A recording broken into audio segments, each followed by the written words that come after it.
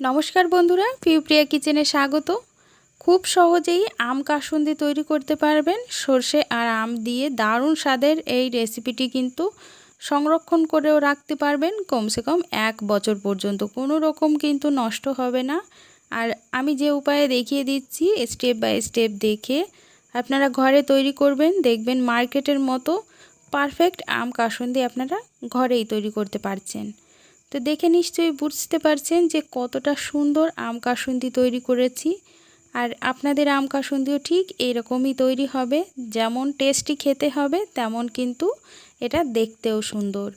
তো চলুন রেসিপিটা শুরু করা যাক। তো এখানে তার জন্য আমি নিয়ে নিয়েছি 1 কিলো আম কাসুন্দি আপনারা যে পরিমাণ তৈরি করতে চান ঠিক সেই পরিমাণেই আমটা নেবেন। তো আমের আটিটা যেহেতু একটু বেশি মোটা, এতে বেশি শাঁস নেই আমের, তাই আমি এখানে 1 কিলো আম নিয়েছি। আর আপনাদেরকে কেটে দেখিয়েও দিচ্ছি, এতে কিন্তু বেশি শাঁস থাকবে না, আটিটা অনেকটাই বড়, সেজন্য আমি বেশি পরিমাণ আম নিয়েছি। আপনারা আমের পরিমাণটা কমও করে নিতে পারেন। তো আমগুলো প্রথমে ধুয়ে নিতে হবে খোসা সহ, আর তারপরে এরকম খোসা ছাড়িয়ে নিয়ে স্লাইস করে কেটে নিতে হবে। যতটা পারবেন ছোট করে কেটে নেবেন। আপনারা চাইলে গ্রেটার দিয়ে গ্রেটও করে নিতে পারেন। তো দেখুন একটা আম থেকে কতটুকু মাত্র আম বেরিয়েছে। আমের আটিগুলো যেহেতু শক্ত হয়ে গেছে, তাই দেখুন ছাড়াতেও কিন্তু আমের শ্বাসটা একটু অসুবিধা হচ্ছে। তো এভাবে করে সবগুলো আম আমি ছাড়িয়ে নিয়েছি। তো আম ছাড়িয়ে নেওয়ার পর এখানে প্রায় 1.5 কাপ মতো আম পেয়েছি আমি। কাঁচা আম কিন্তু এখানে নিয়েছি, কোনো রকম পাকা আম নেবেন না, তাহলে কিন্তু কাসুন্দিটা বেশি দিন থাকবে না, নষ্ট হয়ে যাবে। এখন নিয়ে নিলাম একটি শুকনো প্যানের ভিতরে 2টো তেজপাতা ছিঁড়ে নিয়েছি, তার সাথে 4-5টা দিয়েছি এখানে শুকনো লঙ্কা, আধা চামচ দিয়েছি ধনে, 1 চামচ জিরে, 1 চামচ মৌরি, আধা চামচ দিয়েছি এখানে মেথি দানা। ব্যাস মশলা এই কয়টাই আমি ভালো করে ভেজে নেব। বেশি মশলার প্রয়োজন পড়ে না, অল্প মশলাতেই কিন্তু আম কাসুন্দিটা তৈরি হয়ে যাবে। তো এখানে মশলাগুলো দেখুন প্রায় ভাজা হয়ে এসেছে। যখন খুব সুন্দর একটা সেন্ট বের হবে ভাজা মশলা থেকে, তখন এর ভিতরে দিতে হবে 1 চামচ সাদা সর্ষে, 1.5 চামচ কালো সর্ষে। এবার এই সর্ষেটা দেওয়ার পর গ্যাসের ফ্লেমটা বন্ধ করে আমি এটাকে হালকা একটু গরম প্যানের ভিতর নাড়িয়ে চাড়িয়ে নিলাম। এবার সব মশলাকে শুকনোভাবেই কিন্তু ভালো করে পাউডার বানিয়ে নিতে হবে।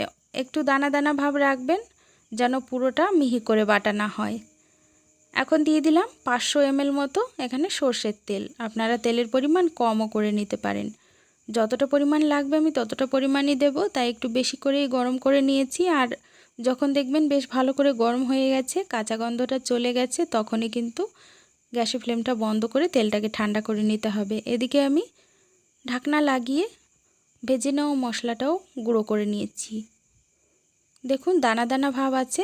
আর তার সাথে যে আমটা আমি 1.5 কাপ নিয়েছিলাম সেটাও এখন ভালো করে পেস্ট তৈরি করে নেব। তার ভিতরে দিয়ে দিলাম 2 থেকে 3টা কাঁচা লঙ্কা, আধা ইঞ্চি আদা, আর তার সাথে দিয়ে দিলাম অল্প পরিমাণ জল।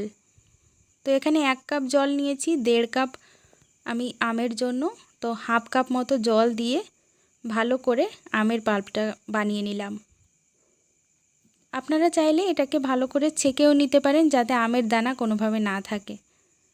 আমের পাল্পটা দিয়ে দিয়েছি, আর তার সাথে যে মশলাটা আমি গুঁড়ো করে নিয়েছি সেটাও একটুখানি ছেঁকে নেব, কেননা তেজপাতা দেওয়া আছে।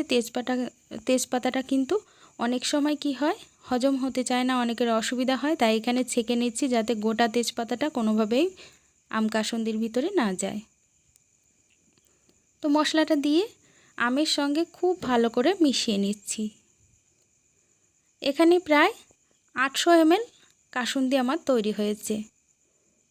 1.5 কাপ আম, তার সাথে হাফ কাপ জল নিয়েছি, কিছু পরিমাণ গুঁড়ো মশলা, আর 500 ml এখানে তেল গরম করে নিয়েছি। এবার দিয়ে দিলাম স্বাদ মতো লবণ, আর তার সাথে দিয়েছি হলুদ গুঁড়ো। এতে করে কালারটা কিন্তু খুবই সুন্দর আসবে। ভালো করে মিশিয়ে নেওয়ার পর এর ভিতরে দিয়ে দেব 3 থেকে 4 চামচ ভিনিগার। এই ভিনিগারটা দেওয়ার ফলে কিন্তু কাসুন্দিটা নষ্ট হবে না।